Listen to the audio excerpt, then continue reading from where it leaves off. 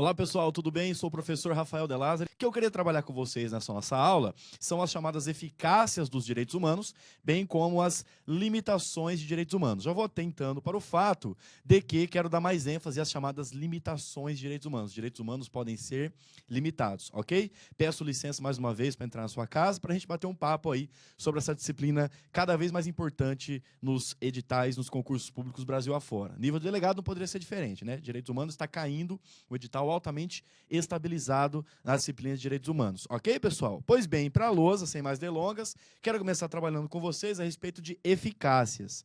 Eficácias de direitos humanos. Eficácias de direitos humanos. Nós temos que saber que essas eficácias podem ser de 3 ordens, tá? Isso costuma aparecer também em direito constitucional, tá? Como eficácias dos direitos fundamentais. Então, o que você aprende aqui para direitos humanos, você pode transpor para direitos fundamentais só trocando a nomenclatura. Ok, pessoal? Em vez de eficácia de direitos humanos, eficácia dos direitos fundamentais. Que nós vamos ver as eficácias de direitos humanos. E a gente sabe que a eficácia pode ser vertical, a eficácia também pode ser horizontal e a eficácia pode ser diagonal. Isso aqui é mais recente. Eficácias vertical, horizontal e diagonal. Olha aqui para mim, vem aqui. Vamos bater papo. Vou explicar para vocês o que é essa ideia de eficácias, né, dos direitos humanos. Bom, o que é eficácia vertical? Eficácia vertical é a vertente posição tradicional de compreensão dos direitos humanos, certo? O Estado atribui direitos humanos ao indivíduo e o indivíduo utiliza esses direitos humanos, esses direitos fundamentais, para se defender do Estado ou para exigir algo do Estado. Repare bem, é uma relação verticalizada. O Estado está em cima, o indivíduo está embaixo, tá? E é uma relação verticalizada. O Estado, que é, ao mesmo tempo, o maior atribuidor e violador de direitos humanos e direitos fundamentais, então ele atribui direitos humanos ao indivíduo. O indivíduo se vale desses direitos humanos para se defender do Estado. Por exemplo, eu, indivíduo, não quero que você, Estado, faça nada contra mim, que você respeite a minha liberdade de expressão, a minha livre manifestação do pensamento. Ou então, eu, indivíduo, exijo algo do Estado.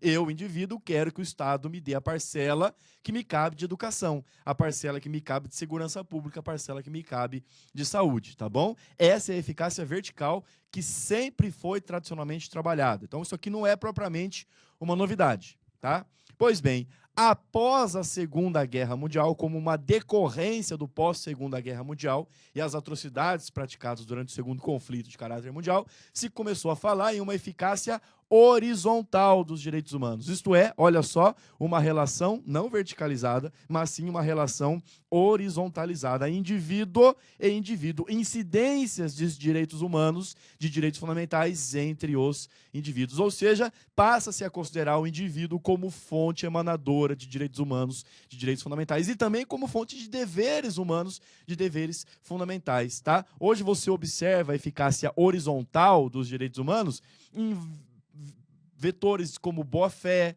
como respeito às nuances de cada parte envolvida numa relação contratual, por exemplo, são exemplos de eficácia horizontal dos direitos humanos. Ok, pessoal? E mais recentemente ainda, por obra de um chileno chamado Sérgio Gamonal Contreras, ele desenvolveu a chamada eficácia diagonal dos direitos humanos, isto é, emanações proporcionais de direitos humanos entre partes que se encontram em posições discrepantes. Olha só a minha mão, ó, eficácia vertical de cima para baixo, posição tradicional, tá bom? Eficácia horizontal é uma relação lateralizada, pessoas que se encontram em mesma posição. E mais recentemente a dita eficácia diagonal, indivíduos que se encontram em posição de discrepância, ok? Essa teoria ela foi pensada pelo professor Sérgio Gamonal Contreras para relações do ambiente trabalhista, tá? Então você tem o empregador numa posição favorável, em tese, e o empregado numa posição desfavorável em tese. Então você vai fazer o quê? Uma atribuição proporcional de direitos humanos e direitos fundamentais a fim de atingir a equiparação. Nada mais é, pessoal, que um outro nome para a igualdade no seu aspecto substancial, no seu aspecto material. Ok, pessoal? É óbvio que a teoria foi pensada para o ambiente trabalhista, para o ambiente laboral, mas nada impede que a chamada eficácia diagonal dos direitos humanos seja pensada também em relações consumeristas. Olha, você tem aí de um lado grandes produtores, grandes fornecedores e do outro lado um consumidor vulnerável. Tá? Nada impede que você utilize a teoria da eficácia diagonal a relações ambientais. Você tem de um lado um grande poluidor e de outro lado uma comunidade vítima de um derramamento de petróleo, por exemplo, de uma grande poluição, tá? De óleo, né? numa área de manguezal, por exemplo, tá bom? Então essa é a eficácia diagonal mais recente. Vamos comigo para a lousa de novo? Olha aí, falei para vocês que as eficácias de direitos humanos podem ser de 3 ordens: vertical, posição mais tradicional, ok? Eficácia horizontal, uma relação lateralizada, notadamente após a Segunda Guerra Mundial, ok? E eficácia diagonal mais recente, por obra do professor Sérgio Gamonal Contreiras. Só para a gente encerrar essa questão das eficácias, que eu bato na tecla que eu quero trabalhar mais limitações de direitos humanos, existem teorias a respeito da eficácia horizontal, tá bom? Então, vou trocar a cor da caneta para falar o seguinte, ó, já expliquei quais são cada uma dessas eficácias. Expliquei quais são cada uma dessas eficácias. Agora eu quero trabalhar com vocês 3 teorias a respeito da eficácia horizontal. Então, vamos lá, pessoal. Eficácia horizontal. Eficácia horizontal. Existem 3 teorias. Existem 3 teorias que podem aparecer na sua prova. Primeira teoria é a teoria da ineficácia horizontal, que no seu concurso pode aparecer como doutrina da State Action. Doutrina da State Action. O que essa doutrina da State Action faz? Ela é mais forte, vem aqui comigo, ela é mais forte no sistema jurídico norte-americano, notadamente a Suprema Corte norte-americana. Ela nega a ideia de uma incidência horizontal de direitos humanos e direitos fundamentais. Elas falam o seguinte, ó, não existe isso de incidência de direitos fundamentais nas relações entre particulares. As relações entre particulares são norteadas pelo direito privado. Vigora a ideia de autonomia privada. Você não pode matar a autonomia privada. Autonomia privada significa que você pode fazer tudo aquilo que a lei não te proíbe. Há uma liberdade maior negocial. Então, essa teoria da State Action, né, a doutrina da State Action, nega a eficácia horizontal dos direitos humanos, dos direitos fundamentais. Muito embora essa teoria seja mais restrita ao ordenamento norte-americano, ela encontra forte resistência dentro do próprio sistema norte-americano. Tá? A gente traz ela porque ela costuma aparecer em provas e concursos Brasil afora, ok? Essa é a primeira das subteorias, né, que subdivide a ideia de eficácia horizontal dos direitos humanos, dos direitos fundamentais. Voltando para a lousa, pessoal, além da doutrina da State Action, que nega essa incidência horizontal, eu posso falar também da teoria da eficácia horizontal indireta. Eficácia horizontal indireta. Ou mediata, conforme pode aparecer. Eficácia horizontal indireta ou mediata, que ela foi desenvolvida em 1956 na Alemanha, por Günther Dürig, ok? E a ideia é simples. O que atenta essa teoria? Atenta para uma necessidade de conciliação entre o direito público e o direito privado, entre o direito civil e o direito constitucional. Veja, ela não quer matar a autonomia privada, ela quer conciliar a autonomia privada com ramos do direito público, notadamente o direito constitucional, notadamente os direitos fundamentais, os direitos humanos. Tudo bem? Então, veja, os direitos fundamentais, pela teoria da eficácia horizontal indireta, olha, indireta, os direitos fundamentais incidem primeiro sobre um documento interposto, sobre um ato interposto, um contrato, por exemplo. E aí sim, esse contrato, juntando a incidência de direitos fundamentais e as normas de direito privado, é que vão vincular as partes envolvidas naquela relação contratual. Por que é uma eficácia horizontal indireta? Porque ela não visa matar a autonomia privada, ela visa conciliar a autonomia privada com a emanação natural de direitos humanos, de direitos fundamentais. Ok, pessoal? Países que costumam estudar mais a sério, mais a fundo e adotar a teoria da eficácia horizontal, costumam trabalhar com essa teoria da eficácia horizontal indireta, tá bom? É a teoria que costuma ser trabalhada aí de uma forma mais honesta quando você quer conciliar direito público com direito privado, direito constitucional com direito civil, ok? Nós não adotamos essa teoria, pelo menos a jurisprudência do STF não tem adotado a teoria da eficácia horizontal indireta. Nós temos adotado, vamos para a lousa, a teoria da eficácia horizontal direta. Teoria da eficácia horizontal direta ou imediata. Teoria da eficácia horizontal direta. ou imediata. Ok? Rafael, o que significa? Bom, o próprio conceito ajuda, né? O que ela fala, essa teoria?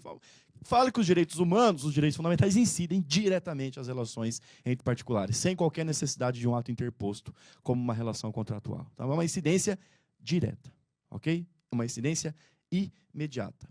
Essa teoria é muito criticada por, na verdade, ela estrangular o direito privado, né? Ela acaba dificultando as relações norteadas pelo direito privado, que regem-se classicamente, historicamente, pela ideia de autonomia privada. Tá bom? Ela fala o seguinte, não, negativo. O que rege prioritariamente uma relação entre particulares é uma relação de direitos humanos, de relação de direitos fundamentais. As relações contratuais são colaterais, são acessórias, né? Já a teoria da eficácia horizontal indireta ou imediata tenta conciliar, né, a autonomia privada com essa emanação de direitos humanos. Ok, pessoal? O Brasil para a lousa, se a gente for analisar a nossa jurisprudência, nós temos nos perfilhado a essa teoria aqui, tá?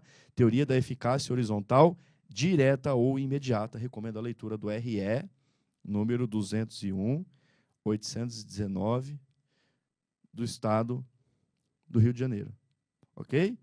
Esse julgado aqui envolveu exclusão de sócio da União Brasileira de Compositores, sem contraditório e ampla defesa, o que o STF considerou ilegal. Sabe o que o STF falou nesse julgado? Em termos práticos, devido processo legal no âmbito privado. Devido processo privado, a gente sabe que o devido processo legal é público, existe também o devido processo administrativo. Agora o STF falou, não, tem que ter devido processo privado. O que justifica um devido processo em relações típicas de direito privado? Se você vai excluir uma pessoa de uma associação, tem que ter direito a contraditório e ampla defesa. Por quê? É o devido processo legal, um direito fundamental clássico, um direito humano clássico, incidindo diretamente, sem qualquer ato interposto, sem qualquer relação contratual prévia, nas relações entre particulares. Ok, pessoal? Países como Portugal, Espanha também têm seguido essa ideia da teoria da eficácia horizontal direta e imediata. Ok, pessoal? Vamos pular de tema agora. Vamos para as limitações de direitos humanos. Vamos para as limitações de direitos humanos. Espera aí, deixa eu trocar aqui de lousa.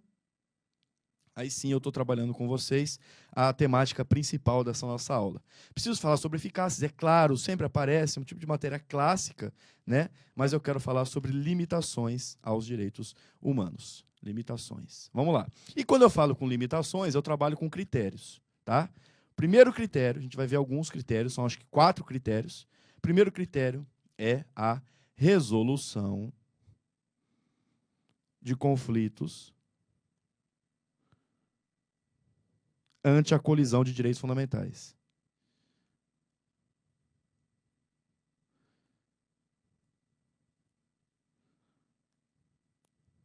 Ou direitos humanos, tá? Essa ideia de limitação é pega emprestado dos direitos fundamentais. Então, veja, os direitos fundamentais fornecem subsídios para os direitos humanos e vice-versa, tá? Você pode achar isso aqui no livro do Direito Constitucional do ministro Gilmar Mendes, tá? Então, vem aqui comigo antes de eu explicar exatamente o que é esse primeiro critério. Rafael, você está dizendo que direitos humanos têm limitações? É isso? Sim, senhor. Direitos humanos têm limitações. A primeira limitação natural do direito humano é um outro direito humano. Um direito humano é naturalmente limitado por outro direito humano. Uma ideia de relatividade. Repare bem, já não é absoluto. Agora, para que a gente possa limitar direitos humanos, é necessário criar critérios.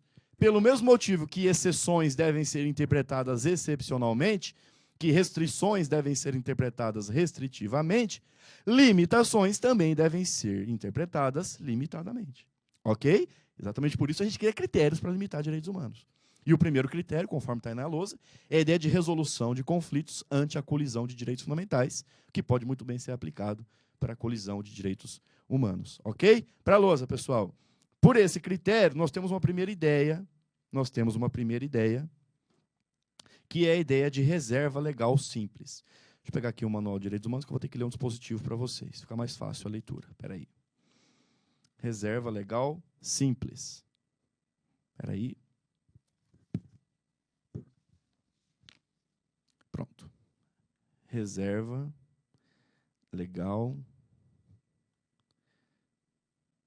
simples. Reserva legal simples. Você vai escrever assim, ó, um conceitinho básico. Dispositivo constitucional traz a um só tempo, norma de garantia e norma de autorização de restrições. Dispositivo constitucional traz a um só tempo uma norma de garantia e uma norma de autorização de restrições. Isso é reserva legal simples. Rafael, não entendi nada. Não tem importância, eu vou explicar para vocês. Olha o que diz o artigo 5º, inciso 7º da Constituição. Maior exemplo de reserva legal simples. Artigo 5º, inciso 7º. É assegurada, nos termos da lei, a prestação de assistência religiosa nas entidades civis e militares de internação coletiva. Vou repetir.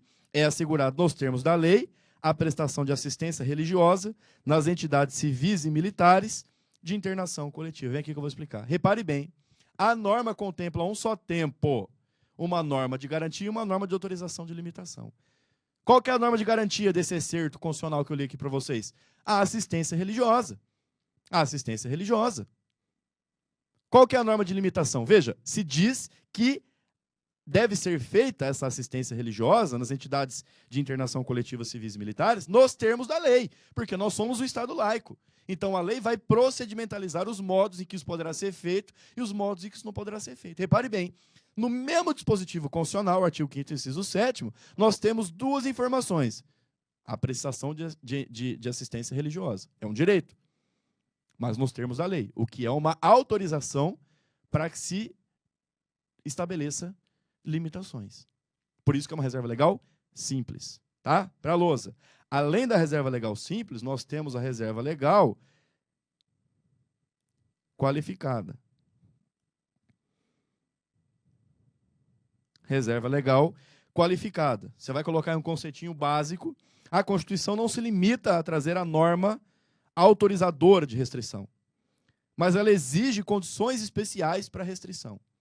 Vem aqui comigo. Vou explicar. Como assim, Rafael? Não entendi nada de novo. Olha só. Você tem uma norma autorizadora de restrição, beleza, tal como a reserva legal simples, e essa norma autorizadora traz também exigências especiais que a norma autorizadora deve conter, que a lei deve conter. Então veja, por que é qualificada? Porque a própria Constituição já traz a exigência que deve ser trazida na norma autorizadora de restrição. Posso dar um exemplo para vocês. Olhem o artigo 5º, inciso 13 da Constituição. Artigo 5º, inciso 13 da Constituição. Você vai entender. Olha só. É livre o exercício de qualquer trabalho, ofício ou profissão. Portanto, é uma norma de garantia aqui, né? É livre o exercício de qualquer trabalho, ofício ou profissão, norma de garantia, né? Atendidas as qualificações profissionais que a lei estabelecer.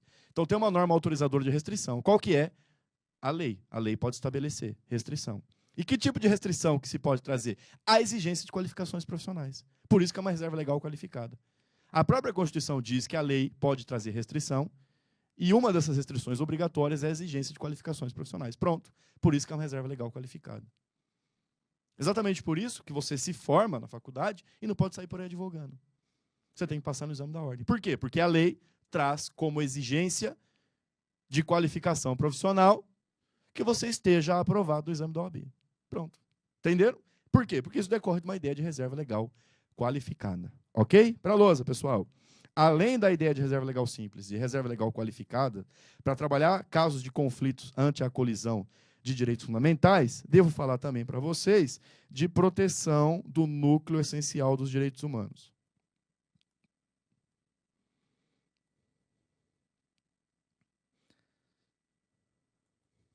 Proteção do núcleo essencial dos direitos humanos. Rafael, o que é isso? Pessoal, presta atenção. Você pode restringir direitos humanos? Pode. Você pode limitar direitos humanos? Pode. Agora, um núcleo mínimo deve ser preservado. O grande exemplo que eu dou para vocês é o artigo 60, parágrafo 4º da Constituição, que traz as ditas cláusulas pétreas explícitas, sem prejuízo da existência de cláusulas pétreas implícitas. Está lá, é o núcleo mínimo de direito. Isso você não pode mexer. Não pode trazer uma emenda que reduza ou suprima esse direito. Um outro exemplo é a ideia de mínimo existencial. O que é o mínimo existencial? São prestações mínimas que uma pessoa precisa para sobreviver com dignidade. Proteção de um núcleo mínimo essencial de direitos humanos. Ó, isso aqui é o mínimo que eu preciso. O mínimo. Acesso à justiça, saúde básica, educação básica, medicamentos, vacinação. Isso é o mínimo que eu preciso. Aqui, para esse mínimo, você não pode alegar qualquer questão como insuficiência financeira ou orçamentária. Você não pode querer ficar ponderando. Não vai ponderar os direitos mínimos que eu preciso para viver, porque se não tivesse mínimo, eu não vivo.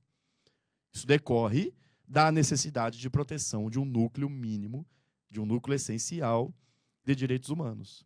Tá? Uma outra ordem dentro desse critério para a lousa, pessoal, é a própria noção que nós temos da chamada teoria dos limites dos limites.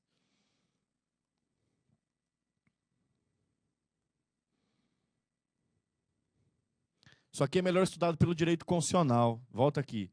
Que negócio é esse, Rafael? Limite dos limites, que expressão doida. Não é doida não, pessoal. Mesmo as limitações devem ter limites. Então, reafirmo a própria característica anterior que eu já falei da proteção de um núcleo mínimo essencial. Veja, é um limite do limite. Você pode limitar direitos humanos? Pode, a gente vai ver. Está vendo critérios, está vendo situações em que se pode limitar, mas mesmo os limites devem ter limites. A teoria dos limites dos limites. E para fechar, pessoal, a última característica, né, a última teoria dentro desse primeiro critério, lembro a vocês a ideia de proibição de restrições casuísticas. Proibição de restrições casuísticas. Você vai conceituar aí que as restrições devem ser genéricas. Isto é, elas não podem ser feitas para deliberadamente atingir ao grupo X ou ao grupo Y. Reparem bem, pessoal. É possível praticar discriminação? É, claro que é possível. Desde que essa discriminação seja positiva. Discriminação negativa, você não pode praticar. Você pode, através de políticas públicas, de igualdade material, de legislações setoriais protetivas, dar prioridade a determinados grupos vulneráveis, a determinadas minorias. Isso é uma discriminação positiva. Negativamente, você não pode discriminar. Quando você vai limitar um direito humano, em sentido complementar, deve ser uma limitação que valha para todos. Eu não posso estar criando uma limitação apenas para os afrodescendentes. Não posso criar uma limitação que vale apenas para as pessoas com deficiência. Por exemplo, eu estipulo que pessoa com deficiência não vai ter acesso ao ensino superior. Por quê? Porque isso é uma restrição casuística. Se eu vou estabelecer uma limitação dessa ordem, eu devo justificar e devo fazer de forma genérica. Se eu fizer para prejudicar o grupo X ou Y, ela é inválida. Pronto, acabou. Ela é inválida. Tudo bem, pessoal? Então vamos voltar aí? Esse é o primeiro critério de limitação de direitos humanos que a gente trabalhou. Olha só, vamos recapitular? Vimos aí a ideia de resolução de conflitos ante a colisão de direitos fundamentais ou direitos humanos. Beleza.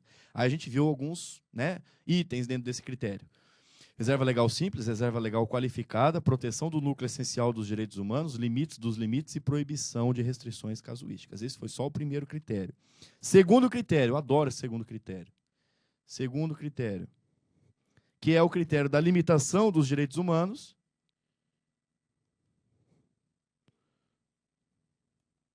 pela relação direitos-deveres.